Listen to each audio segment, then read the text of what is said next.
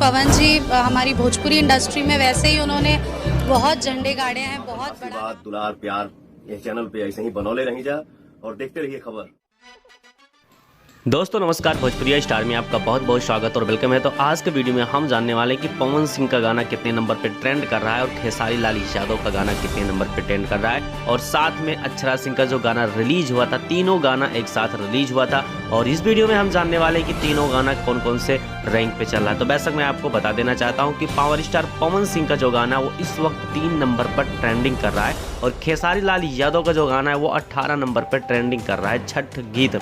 और वहीं पर हम बात कर लेते हैं अक्षरा सिंह की। तो अक्षरा सिंह के गाना जो है वो अभी तक कोई भी ट्रेंडिंग में नहीं चल रहा है, उस पर बहुत कम व्यूज आए, क्योंकि अक्षरा सिंह ने अपने ही खुद के जो ऑफिशियल अक्षरा सिंह म्यूजिक से इन्होंने रिलीज़ किया था, जिसके कारण उसके गाने पे कोई भी अभी तक रिस्पॉन्स नज़र नहीं आ रहा है।